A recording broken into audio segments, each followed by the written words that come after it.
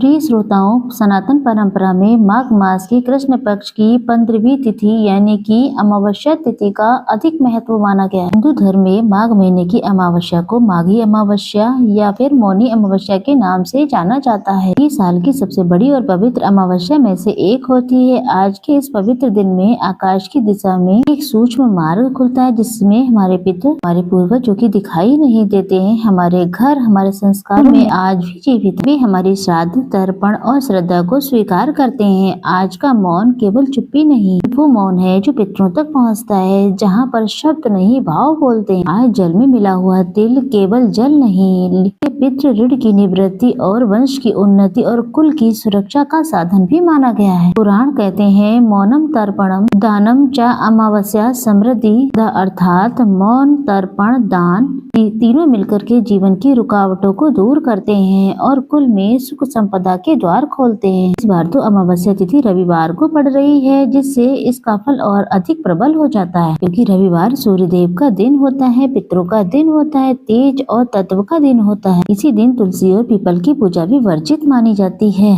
People को या फिर तुलसी जी को इस दिन स्पर्श नहीं किया जाता है। ऐसे में पीपल और तुलसी जी की पूजा कैसे करें, दीप कैसे जलाएं, क्या करें और क्या न करें, ये सारी बातें हम आपको बताएंगे अपनी इस वीडियो में। आइए आज इस पावन और पवित्र तिथि पर पितृ तर्पण, मौन, दान, दीप दान की विधि को संपूर्ण श्रद्धा से समझते हैं। अमावस्या तिथि पर प्रातः काल उठकर शौच, स्नान, शुद्धि के बाद सच्चे मन से संकल्प लेना चाहिए कि मैं आज पितरों की तृप्ति, अपने कुल की उन्नति, पितृ ऋण से निवृत्ति के लिए मौन व्रत तथा तर्पण का संकल्प लेता हूँ या लेती हूँ। पूरे दिन मौन रहना संभव ना हो, फिर सवा घंटे का या जब तक सुबह का पूजा पाठ दान पुण्य नहीं हो जाता है तब तक आप मौन रह सकते हैं। संकल्प लेने के लिए दाहिने हाथ में थोड़ा सा जल, काले तिल मिला करके संकल्प लेने के बाद संकल्प ली हुई हाथ में जो चीजें हैं वो भूमि पर छोड़ देंगे। इसके बाद पितरों को तर्पण प्रदान किया जाता है। दक्षिण की दिशा जो कि पितरों की दिशा मानी जाती है, दक्षिण दिशा की तरफ मुंह करके जल, काले तिल और कुशा से पितरों को जल अर्पण किया जाता है और इन मंत्रों का जाप किया जाता है। पितृभ्या स्वधा नमः, स्वधा नमः, स्वधा नमः या फिर ओम पितृ देवताभ्या नमः। इस तरह से 3 बार या 5 बार तर्पण करें।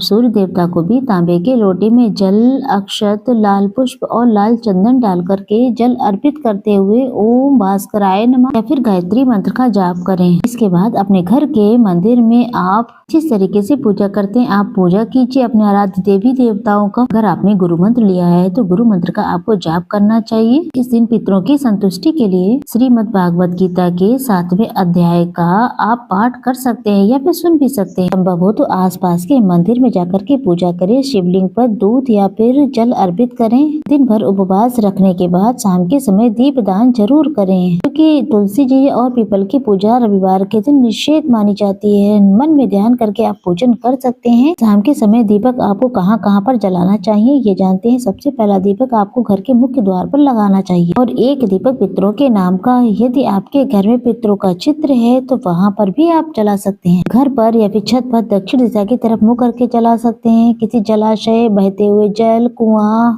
जो भी जल स्थल हो, साफ सुथरी जगह हो, वहाँ पर आप दीपक लगा सकते हैं। गौशाला में या फिर गाय के आसपास दीपदान कर सकते हैं। शनि देव के समीप तिल या फिर सरसों के तेल का दीपक जरूर से लगाना चाहिए। उत्तर दिशा की तरफ की माता लक्ष्मी का वास माना जाता है, तो उत्तर दिशा की तरफ मुख करके एक दीपक माता लक्ष्मी के नाम से जरूर लगाना चाहिए। इस दूर से ही तुलसी जी या फिर पीपल में वास करने वाले सभी देवी देवताओं का ध्यान करते हुए, पीपल का ध्यान करते हुए दूर से ही दीप दिखाकर दीप दान कर देना चाहिए। ध्यान रखिएगा, या तो आप घर के दरवाजे पर दीपक लगा रहे हैं या फिर कहीं पर भी लगा रहे हैं, सीधा जमीन पर ही दीपक नहीं रखना चाहिए। काले तिल या फिर अक्षत का या पुष्प का आसन देकर ही दीपक को यहाँ पर रखना चाहिए। और दीपक जलाते समय मन में ये भाव करें, ये प्रकाश मेरे पितरों तक पहुँचे, उन्हें संतुष्टि मिले और उनके मोक्ष मार्ग में सहायक हो और हमारे पितरों की कृपा सदैव हमारे परिवार पर बनी रहे। पितरों की कृपा पाने के लिए आज के दिन क्रोध नहीं करना चाहिए, झगड़ा नहीं करना चाहिए, निंदा या फिर बुरे विचार मन में नहीं लाने चाहिए। मांस मदिरा का त्याग, लहसुन प्याज का इस दिन बिल्कुल त्याग कर दें। व्यर्थ में धन ना खर्च करें। घर पर आए हुए याचक को खाली हाथ ना लौटाएं। दान में इस दिन क्या क्या देना शुभ माना जाता है। आज के दिन तिल, अन्न, घी, गुड़,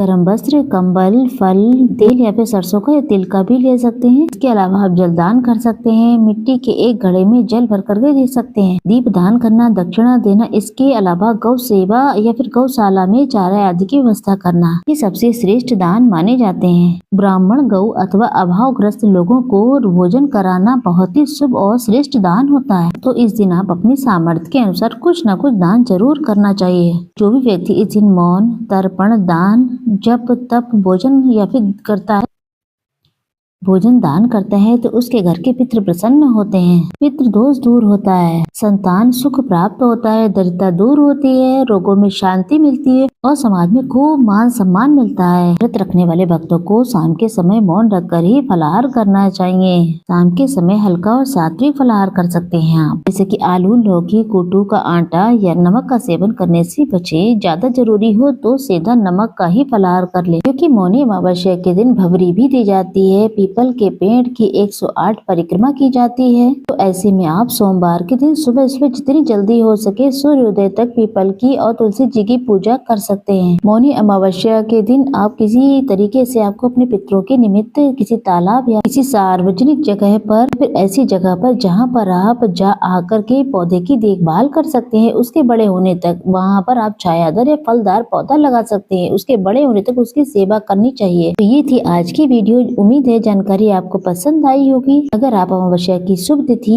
शुभ मुहूर्त और कथा के बारे में जानना चाहते हैं, इसकी वीडियो हमारे चैनल पर अलग से अपलोडेड है, तो आप जरूर से चेकआउट करें।